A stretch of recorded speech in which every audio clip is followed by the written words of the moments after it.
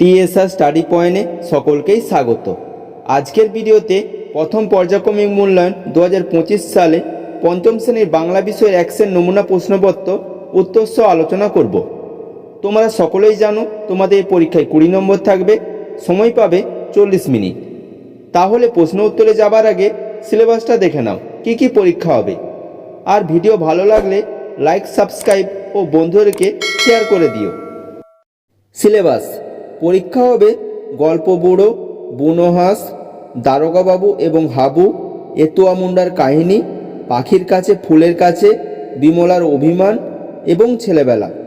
আর ভাষাপাঠ বই থেকে পরীক্ষা হবে ব্যঞ্জন সন্ধি, শব্দ ও পদ।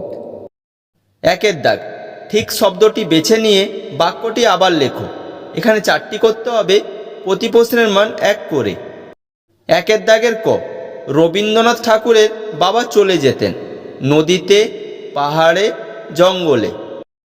সঠিক উত্তরটি হবে রবীন্দ্রনাথ ঠাকুরের বাবা চলে যেতেন পাহাড়ে। খ: খুব ভালো। বিশেষ্যের বিশেষণ, বিশেষণের বিশেষণ কোনোটিই নয়। সঠিক উত্তরটি হবে খুব ভালো বিশেষণের বিশেষণ। নেক্সট কোশ্চেন: এতোয়া শব্দটির অর্থ রবিবার, সোমবার, বুধবার, ছুটির দিন। সঠিক উত্তরটি হবে এতোয়া শব্দটির অর্থ রবিবার। নেক্সট কোশ্চেন: দরবার শব্দটির অর্থ দরজা, সভা, দরগা, দোকান। সঠিক উত্তরটি হবে দরবার শব্দটির অর্থ সভা। নেক্সট কোশ্চেন: জোয়াররা খবর পেত ইমেলে, ফোনে, রেডিওতে, চিঠিতে। সঠিক উত্তরটি হবে জোয়াররা খবর পেত রেডিওতে। 2এর দাগ: একটি বাক্যে উত্তর দাও। এখানে 4টি করতে হবে, প্রতি প্রশ্নের মান 1 করে। 2এর দাগের ক: গল্প বুড়োর ঝোলা কোথায় আছে? উত্তর হবে গল্প বুড়োর ঝোলা কাঁধের ওপর আছে। খ: হাবুর বড়দা কি পোষেন? উত্তর হবে হাবুর বড়দা 7টা ছোট বড় বিড়াল পোষেন। গ: বালক রবীন্দ্রনাথের জীবনের প্রধান ছুটির দেশ কোনটি ছিল? উত্তর হবে বালক রবীন্দ্রনাথের জীবনের প্রধান ছুটির দেশ ছিল খোলা ছাদ। নেক্সট কোশ্চেন: কখন বুনো হাঁস দুটি চঞ্চল হয়ে উঠত? উত্তর হবে মাথার উপর দিয়ে হাঁসের দল গেলেই বুনো হাঁস দুটি চঞ্চল হয়ে উঠত। নেক্সট কোশ্চেন: বিমলার অভিমান কার লেখা?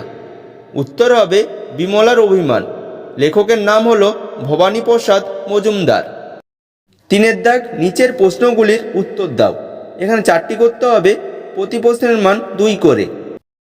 3এর দাগের ক: পাঠ্যাংশে ওয়েসিসের প্রসঙ্গ কিভাবে রয়েছে? উত্তরটা দেখো। গরমকালে যখন ছাদের উপর দিয়ে হু করে মরুভূমির মতন গরম বাতাস বয়ে যেত, তখন সেই মরুভূমির মধ্যে তেতালার ঘরে নাবার অর্থাৎ স্নান করার ঘরটাকে বালক রবীন্দ্রনাথের মনে হয়েছিল সেটি যেন ওয়েসিস বা একটি মরুদ্যান। খ: শুনেই হাবু বেজাই কাবু। হাবুর কাবু হওয়ার কারণ কি? উত্তরটা দেখো। হাবুকে দারোগাবাবু পরামর্শ দিয়েছিলেন সবসময় ঘরের জানলা দরজা খুলে রাখতে, এতে ঘরে গন্ধ হবে না। কিন্তু দাদাদের পোষা প্রাণীর গন্ধে তার প্রাণ অষ্টাগত হলেও সে নিজে যে 150 পায়রা পোষে সেই খবর হাবু দারোগাবাবুকে জানায়নি। তাই দরজা জানলা খুলে রাখলে তার সব পায়রা উড়ে যাবে, এই ভেবেই হাবু কাবু হয়ে পড়েছিল। গ: বিমলার ছোট ভাইয়ের নাম কি? সে ও তার দাদা বেশি বেশি খাবার পাবে কেন? উত্তরটা দেখো। বিমলার ছোট ভাইয়ের নাম অবনী। সে ছোট বলে বেশি খাবার পাবে, তার দাদা বড় বলে সেও বেশি খাবার পাবে। নেক্সট কোশ্চেন: শীতের শুরুতে বুনো হাঁসেরা কোথা থেকে কিভাবে উড়ে আসতো? উত্তরটা দেখো। উত্তরের ঠান্ডা দেশের অধিবাসী বুনো হাঁসেরা বেশি ঠান্ডা সহ্য করতে পারে না বলে শীতের শুরুতে দল বেঁধে দক্ষিণ দিকে উড়ে আসতো। কোনো কোনো দল হিমালয়ের উত্তর দিক থেকে বরফের পাহাড়ে পেরিয়ে আসতো। নেক্সট কোশ্চেন: এতোয়ার রোজকার কাজের বর্ণনা দাও। উত্তরটা দেখো। এতোয়া গ্রামের জমিদারের রাখাল হওয়ায় সে তার গরু ছাগল চড়াতো। গরু চড়ানোর সময় টোকো আম, শুকনো কাঠ, মেঠে আলু কুড়িয়ে নিত। তার হাতে লাঠি আর বস্তা থাকতো।